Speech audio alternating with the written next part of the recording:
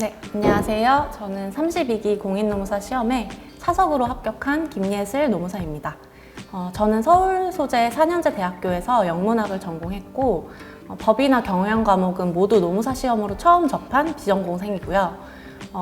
수험 경력은 21년도에 30기 시험을 생유예로 준비해서 0.1점 정도 차이로 소수점 탈락하고 그 시간이 저한테 좀 힘들었어가지고 바로 수험을 이어서 하지는 못하고 1년 동안 쉬면서 다른 일을 했었고요. 22년도 8월부터 32기 대비로 다시 시작해서 헌동차로 합격을 하게 되었습니다.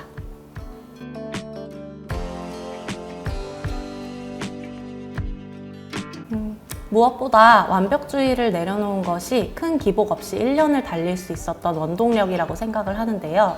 초시 때는 이런 서술형 시험을 처음 준비하다 보니까 접근 방식 자체가 어렵게 느껴졌던 것 같아요. 제 성향상 어느 정도 스스로를 몰아세우는 편인데 2차 시험은 해야 될 양도 너무 많고 애써 외워놓은 것도 금방 까먹고 그런 자괴감이 있었던 것 같고 또 모의고사 등수도 잘 나오지 않았던 거에 대해서 제 자신을 너무 자책하고 괴로워하는 데 많은 시간을 썼던 것 같습니다. 그리고 초시 때는 시험이 임박할수록 안 될 거라는 생각이 강해져서 이미 마음으로 지고 들어갔기 때문에 끝까지 최선을 다하지도 못했던 것 같아요. 근데 그렇게 1년을 완주해보고 생각보다 의미 있는 점수를 받고 나니까 완벽하게 암기하려고 하기보다는 적당히 넘어가면서 꾸준하게 반복하는 것이 중요하다는 것을 알았습니다. 반복을 하다 보면 결국에는 외워지기 때문에 그냥 자책할 시간에 한 번 더 보면 된다. 이런 믿음을 가지고 밀고 나갔었고 스스로를 좀 달래고 격려하는 방법도 많이 배워서 포기하지 않고 끝까지 최선을 다할 수 있었어요. 그래서 수험생 여러분들께도 완벽주의를 빨리 내려놓으시는 것이 합격을 앞당기는 길이라고 말씀을 드리고 싶어요.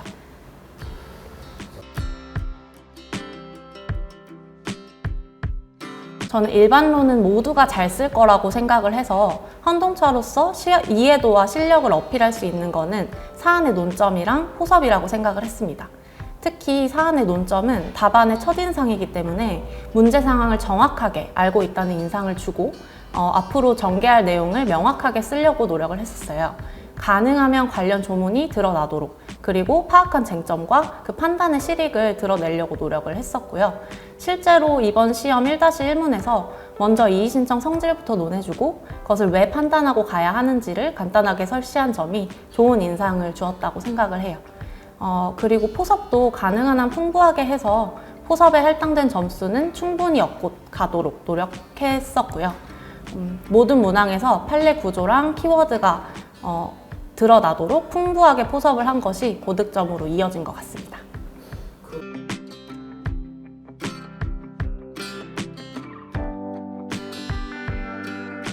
사안의 논점은 쟁점에 대한 이해도가 가장 잘 드러나는 부분이기 때문에 곧 제대로 이해하는 공부를 해야만 사안의 논점을 잘 쓸 수 있다고 생각합니다.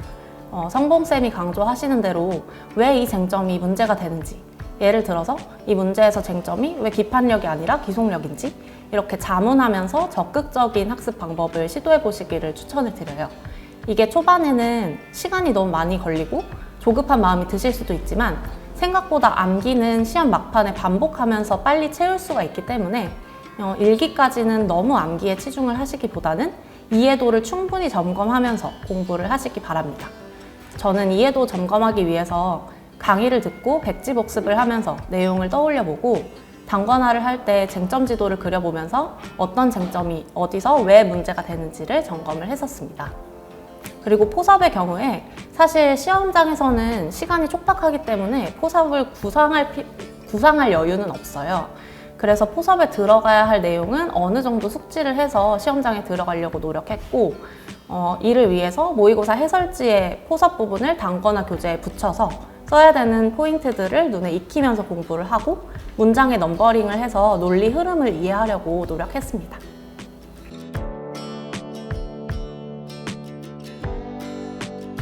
행정 단권화를 어디에 해야 되는지 저도 고민이 많았는데요.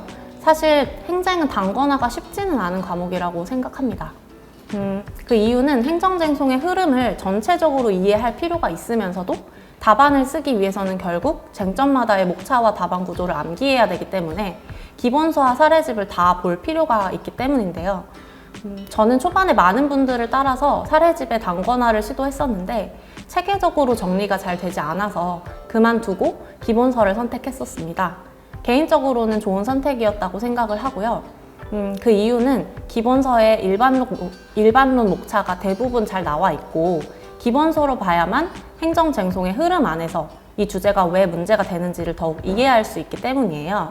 특히 행정쟁송법 과목 특성상 노동법이랑 달리 사실관계에 의존해서는 쟁점을 도출할 수가 없는데 따라서 결국에는 묻는 바와 문제 상황 자체를 잘 이해하는 것이 중요하다고 생각합니다. 쟁점별로 답안 암기에만 치중을 하다 보면 숲을 놓치기가 쉽기 때문에 사례집으로는 쟁점 찾는 연습이랑 답안 암기 하시고 기본서 회독을 놓치지 않고 틈틈이 하시면서 이해를 다져 놓으시면 쟁점을 놓치지 않는 실력을 쌓으실 수 있을 거라고 생각합니다.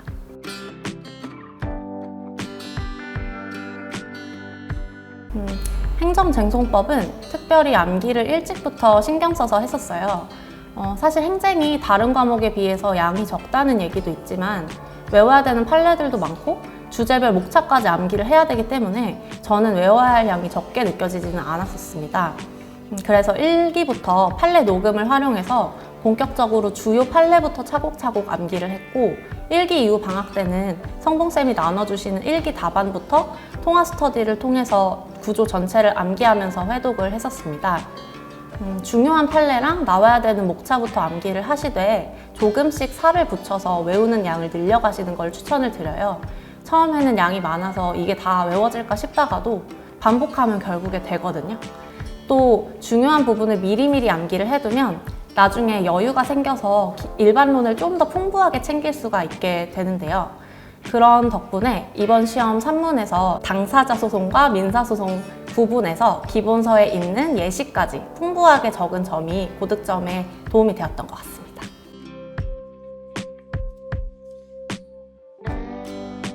저는 운동을 꾸준히 한 것과 모의고사를 빠짐없이 응시한 것이 도움이 됐다고 생각하는데요. 시험 일주일 전까지 거의 매일 헬스장에서 1시간씩 운동을 했었어요. 운동은 건강에도 도움이 되지만 수험생활 버티기 위해서는 스트레스 관리랑 정서 관리가 필수적인 것 같아요. 특히 시험이 가까워올수록 극도의 불안감과 도망치고 싶은 마음이 들 수 있는데 저는 운동을 하면서 마음을 좀 차분하게 하려고 했던 것 같습니다. 스케줄은 저는 전업 수험생이라서 오후 공부까지 마치고 5시 정도에 스터디 카페를 나서서 1시간 정도 운동하고 간단히 저녁 먹고 다시 책상에 앉는 그런 루틴을 가지고 있었고 개인적으로 저녁에 운동을 하면 어느 정도 공부를 해놨기 때문에 운동에 쓰는 시간이 불안하지도 않고 또 리프레시 할 수 있는 기회가 될 수 있어서 괜찮은 루틴이었다고 생각을 합니다. 그리고 저는 1년 동안 인강과 온라인 첨삭으로 공부를 했었는데 모의고사를 빼먹지 않기 위해서 대면 모의고사 스터디를 만들어서 꼭 모의고사를 응시를 했었습니다. 많은 합격자분들이 모의고사 응시를 꼭 하라고 입을 모아서 강조를 하는데요.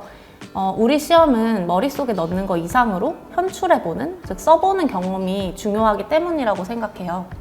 실제 시험장에서는 시간도 부족하고 많은 변수들이 있을 수가 있는데 그런 상황에 훈련이 안 돼 있으면 알고도 못 쓰는 억울한 상황이 발생할 수도 있거든요. 따라서 모의고사 준비가 좀 미흡하시더라도 꼭 모의고사 응시하셔서 실전처럼 써보는 훈련 해주시기를 추천드립니다. 수험이 경쟁이다 보니까 모의고사 점수나 공부 시간 등을 타인과 비교하는 게 쉬운 것 같아요. 저도 초시에는 제가 너무 부족하다는 생각이 컸었는데 사실 비교는 도움이 되지도 않을 뿐더러 이 시험에 진입을 결정하신 이상 대부분의 수험생들은 일정한 능력 이상을 다 갖추셨다고 생각을 해요. 그래서 저도 다시 공부를 할 때는 어차피 다들 비슷비슷하다. 나는 남들보다 아주 뛰어나지도 않지만 그렇다고 아주 못나지도 않았다. 이렇게 생각을 하면서 올바른 방향성을 가지고 꾸준하게만 하면 합격할 수 있다고 믿고 스스로를 격려했었어요. 다른 사람과 비교해서 불안함을 키우기보다는 의연하게 나의 할 일을 하고 가끔씩은 열심히 하고 있는 자신에게 보상도 해주시길 바랍니다. 어차피 매일매일 100%를 할 수 있는 사람은 없거든요. 70%만 하더라도 꾸준히 해나갔을 때 그 시간이 쌓여서 보다 큰 성과로 돌아올 수 있으니까 스스로를 좀 더 믿어주시기를 바라겠습니다. 이상입니다. 감사합니다.